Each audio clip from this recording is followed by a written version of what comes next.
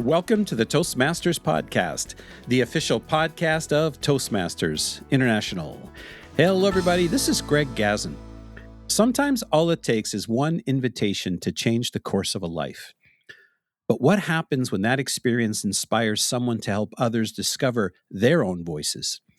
Today, we'll meet a student whose first Toastmasters experience sparked a journey of building confidence, creating community, and opening doors for others. Runfeng Bruce Yu is a high school student and charter president of Sea Dragons Gavel Club, the only student-led gavel club in China with an international reach. He's also a member of the Youth Advisory Board at Erica's Lighthouse, where he provides strategic viewpoints for its youth mental health programs. He's also an advocate for youth voices in decision-making through the United Nations Major Group for Children and Youth. He works to promote quality and inclusive educational opportunities for students so they can use their strengths to shape a better world. When not engaged in community service, Bruce enjoys painting, biking, watching movies, and spending time with family and friends. Bruce's article, From Inspiration to Action, Discovering Toastmasters, Launched My Student Journey into the Program, appears in the August 2026 issue of the Toastmaster magazine. Coming to us today from Shenzhen, Guangdong, China, Runfeng Bruce Yu. Huan Ying, welcome to the Toastmasters podcast. Thank you for having me here. It's great to be here. It's an honor, and thank you so much for reaching out. Bruce, to kick things off, we often hear people say that one invitation can change a life. And in your case, that seems exactly what happened. Take us back to that beginning. How did Toastmasters first come into your life? That's a great question.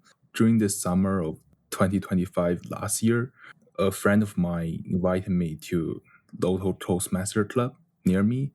Like at that time, he was graduate from a Germany high school, and he was traveled back to Shenzhen for summer. And he told me that the club can improve people's English expression skills, which also foster confidence. I was with the initial purpose of to improve my English skills, and then I participated in in my first Toastmaster meeting. Now, in the article, you describe it as joyful and collaborative, something that you've never experienced before. What made it feel so different? When I first got to know about speech and debate, it was in my grade 7 in high school. And at that time, it's in the format where teacher present the knowledge of giving a speech or having a debate, and students just practice themselves, and then we try it out. But in Toastmaster, it's more of the atmosphere, like where everyone is engaging. Like I still remember the moment of the first Toastmaster club I participate. Like that was not a normal Toastmaster meeting. It was a special meeting with performance game. Like I still remember one of the game is where two members of the club were given a scene to perform. When the Toastmaster of the meeting ring the bell, both of them have to stop, and one of them have to put out a piece of note from a boss. And the next sentence of their performance must use the word they put out from the boss. That performance game was very enjoyable, and people were all laughing with different sizes of smiling. And Toastmaster really gave me the feeling of family and friend beyond the general practice of speech and debate. Well, that's wonderful. It makes it a lot easier. It sounds like they were doing something called improv. That's what it sounded like. Yeah. Did you get a chance to participate in the meeting, or were you just an observer? I was an observer at the beginning, but there was a part called like moment of truth at the end of the meeting where members share about their feelings for Toastmaster for the day. I came up to the stage and shared my feelings. And what did you say? Do you remember? I I can't remember. No problem. I barely remember my first Toastmasters meeting either. It's been a while. Mhm. So after the first meeting, you wanted to keep participating, and of course, you weren't old enough yet, right? You're currently 16 years old. Mhm. What happened next? During the night after I participate my first Toastmaster club meeting, I was very hard to fall in sleep. So I opened my phone in the midnight, and then I searched on the internet, is there a way for youth under the age of 18 to participate in Toastmasters? And then what I found is that there's a special program called Gavel Club, which youth people can take up the leadership roles, be the club officers, and run their own Toastmaster style meetings. So I feel like that's the thing, like what I'm going to do for next. So, what was the point where you said, I'm going to do this? Like I have the thought at that night, but I came up with that I'm going to do this after I participate in several different Toastmaster club for the next few weeks of that summer. Oh, excellent. Now, of course, for those folks who are not familiar with gavel clubs, yes, they're in fact a great opportunity for people who are under 18, but gavel clubs are also open for people who would otherwise be ineligible for Mhm. Toastmasters. And we'll certainly put a link to how to find out more about gavel clubs in the show notes. And of course, members who belong to gavel clubs are not called Toastmasters, they're actually called Gaveliers. So at some point, obviously, you couldn't sleep that night. At one point, you began to imagine what kind of club that you wanted to build because it would be brand new. What was your vision? My vision was actually very unique from the type of club that most Toastmaster club want to build, because most of them are trying to focus on improving people's communication and leadership skills. What I found is that most students at my school or in Shenzhen already have the communication and leadership skills. They are capable of speaking in front of people. But the reason that most of them cannot actually speak in front of people is because their less sense of the feeling of community. So most people are afraid of giving a speech, not because they are not capable of, but because they are afraid of the judgment or the negative reaction they might receive from the community. So what I want to build is a youth club that focus on the inclusive atmosphere for students. Oh, wow. So, recruiting students or recruiting young adults is something that many Toastmasters clubs struggle with. How did you convince your classmates to join? So I first introduced to them like the story happened in the summer, like where I participate in a Toastmaster club.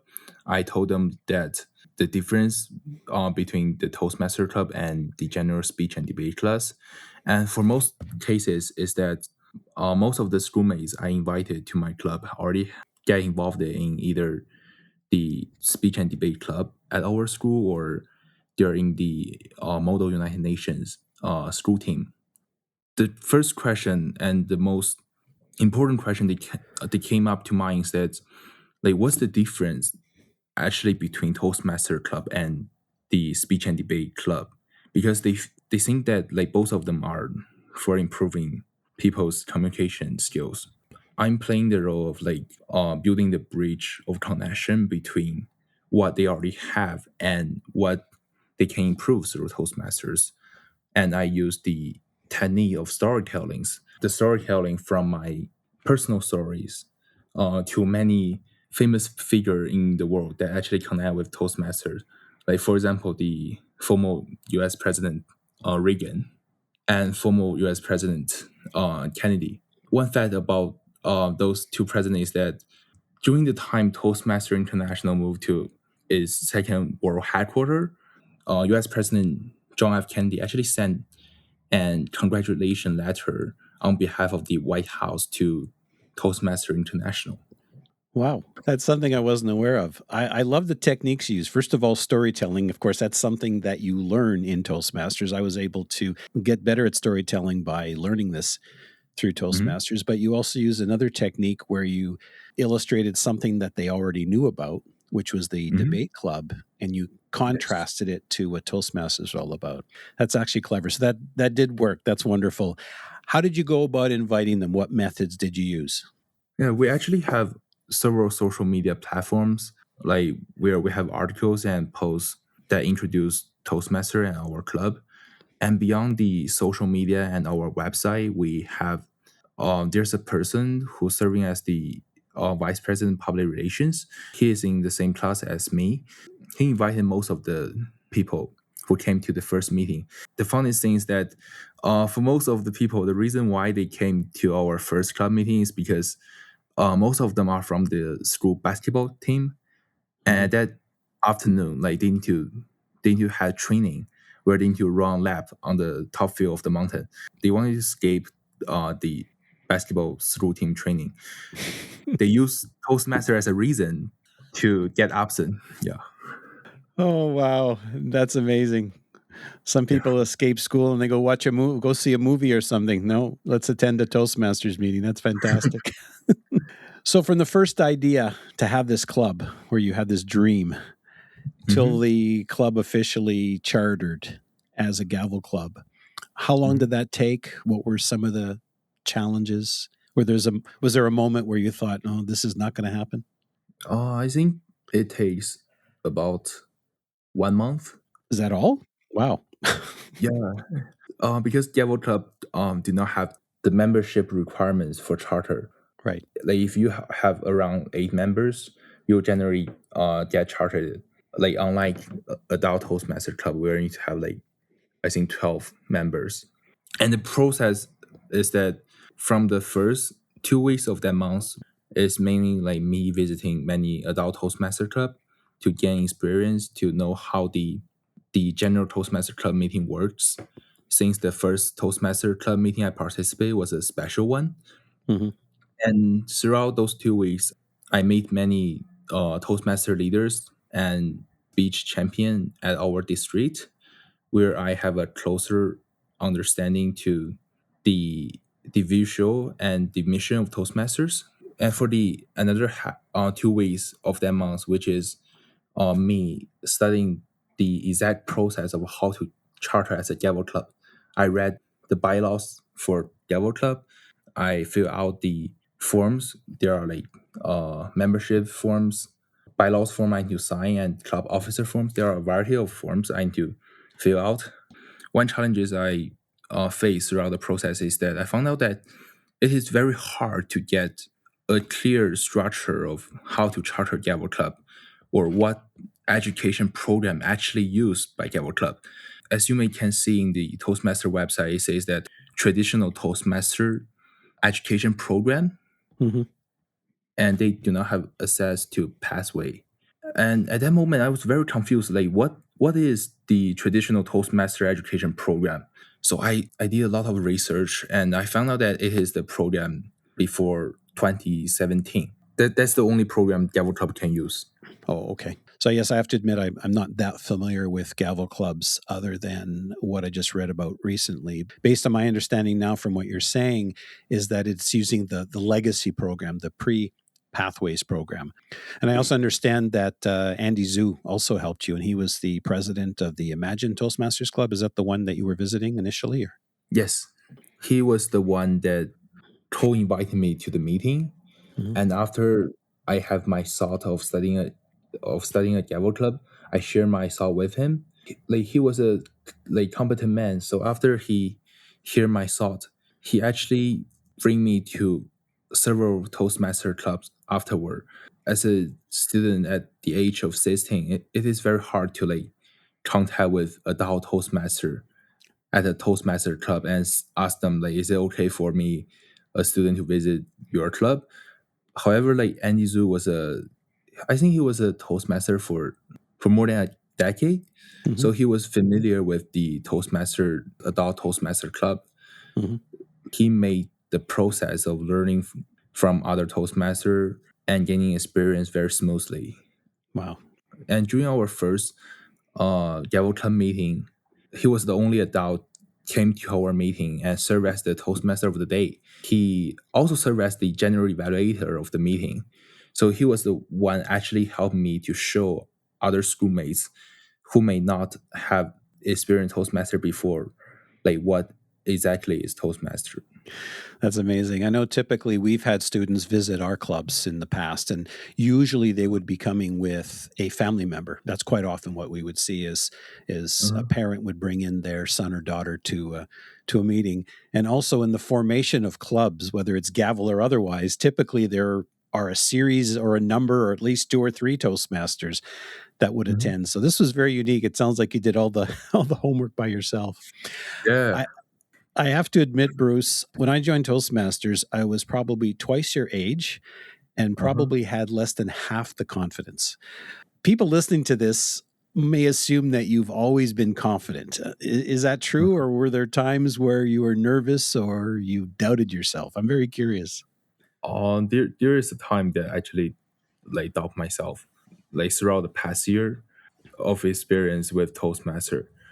And one of the main challenge I face is that because as you know that Gavel Club are not like the information of specific individual Gavel Club are not published by Toastmaster International. So when you go to the club finder on the website, you cannot search for Gavel Club.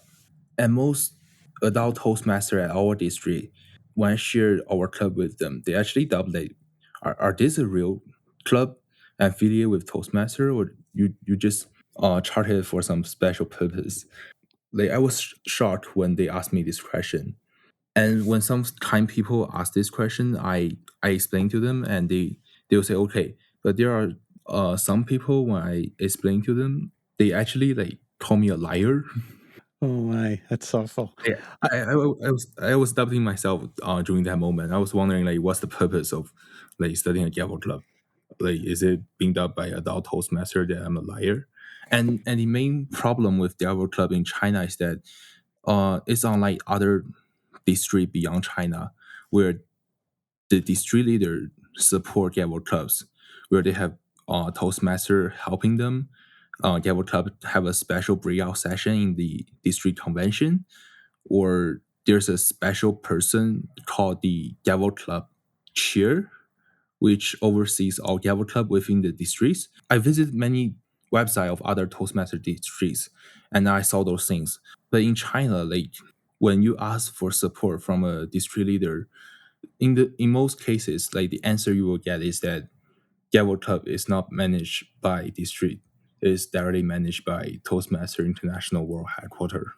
yeah, I have to admit, I'm not familiar with the process, but I'm hoping that this article, when people read it and then listen, of course, to this episode, they'll have a Mhm. totally different perspective as to what gavel clubs are all about. And perhaps it's just a case of getting the message out to more people. I mean, I think this is Yeah. important. And honestly, I've known of a few gavel Mhm. clubs. I know we've had some in prisons, I guess. I think Mhm. Yes. remember of one in a hospital of some sort. Again, it's individuals who may not have officially been able to become official Toastmaster members. But I think Yes. this could be an opportunity here to maybe open up some doors, and maybe you're the person to get that started. Yes. And the things that like Toastmaster International private the Gavel Club informations to protect use people's privacy, right? I mean that's a great thing to do, but um for my situation, like I was actually like being criticized by people because they cannot search my club on the club finder page. Yeah, and the solution I came up with this problem is that I actually invite Toastmaster International past president Richard E. Pat to record us a promotional video. I also invite 1995 World Championship public speaking Mark Leo Brown to report another promotional video that introduce our education curriculum. And nowadays, like people can find those two videos at our club social media platforms. They're available on Instagram, YouTube, Twitter, Threads, and also like the platforms Chinese people use, like for example WeChat and RedNote. Grad, I will provide you those links and you can share them in the episode note. That's wonderful. That'll open the Yeah. doors for more opportunities for more people. So you've Mhm. obviously recovered. What you've accomplished in the short time is just absolutely incredible. Because I was going to ask you if something in this journey has stood out for you, but this has really stood out. Related to this question, what is something that you've learned about yourself? I mean, obviously you've learned a lot of skills, but what is Mhm. something that you've learned about yourself on this journey? I actually discovered like many hidden skills working as a leader. Like because as a club leader, I need to oversee the club emails account where I like communicate with other organizations. You probably not know that the reason why I mentioned like we are the only Gavel club with an international reach in China is because we have volunteers from overseas countries. Wow. Yeah, as you know, like there are four committees for Toastmaster Club, right? There are education, membership, public relations, and social and reception, and it's the same as Gavel Club. But the thing is that most students at my school are busy with academic and other workload, so I really need people to help me. The action I took is that I hired volunteers on LinkedIn and Idealist. Idealist is a platform to recruit volunteers, but it's mainly for nonprofit organization. So each month we receive at least like 3 to 4 application to join as a committee member, and they work for us remotely. For example, the public relation committee member, they create graphics and design visual content for us, and the educational committee member, they host one-on-one online consultation where people around the world can sign up at our website page, and we will connect them with one of the education committee member, and they will host a 30 minutes speech consultation together. And the similar applies to other committee where they all have a unique task to do remotely. Throughout the process, I found out like I'm very sociable and kind, and I can connect with people from different countries. Wow, that's amazing. The club's been operating for a little bit less than a year. Have you Uh-huh. seen a difference in the transformation in a number of people, and in what ways? We focus on like for sustainable development goals provided by United Nations. So for quality education, where we have international educational sessions, as I mentioned before, like Mhm. hosted by members from overseas countries and can be joined worldwide. I think this program provide people the chance where they can improve their communication skills in a short period of time. We also host A+ speech contests with over 300 Gavel Clubs worldwide. So each year there's a contest schedule where include humorous speech contests, international speech contests, dramatic performance, etc. And Gavel Clubs from all around the world, they participate from club levels and advance into group levels and then to the international levels. And throughout the process, we not only transform like the students and schoolmates at our school, but we also provide people from like people beyond China the opportunity for decent work at an young age. We also have partnership with over 5 organizations and 11 Gavel clubs in China and overseas schools in China. Because we think the, let's say, program of Toastmaster is a really good program for like no matter whether you're a Cavalier or not. So we actually promote this program and the Toastmaster Master of Learning to speech and debate clubs from other schools. So we have partnered with overseas schools and we have connect with over 100 schools. Like we connect with their school speech and debate club. Hmm. I know in the article you mentioned you also partner with the Rotary Club of Shenzhen. Yes, like we initially partnered with them because like I visited the Rotary and Toastmaster collaboration webpage Hmm. on both Toastmaster website and Rotary website, and I found that it would be a really good opportunity for students to apply the communication and leadership skills they learn in Gavel Club into a community service project, and trying to see if there's a way for our club members to get involved in it. The programs they host include like they bring students to visit technology company in Shenzhen. They also invite successful entrepreneur from like beyond China to host workshop. So throughout the process, like we co-host the trip to technology company with them. What I'm also curious about, I know you just touched upon it, but the current members, like the members that you have right now, have you gotten any feedback, or are you seeing the difference from the point when they first started as to where they are now? Most of our members are afraid to speak in front of people because they fear of the judgment and the reaction they might receive from the public. Mhm. But after they participate in our Gavel Club, they enjoy the meeting. They engage in the community service projects we did.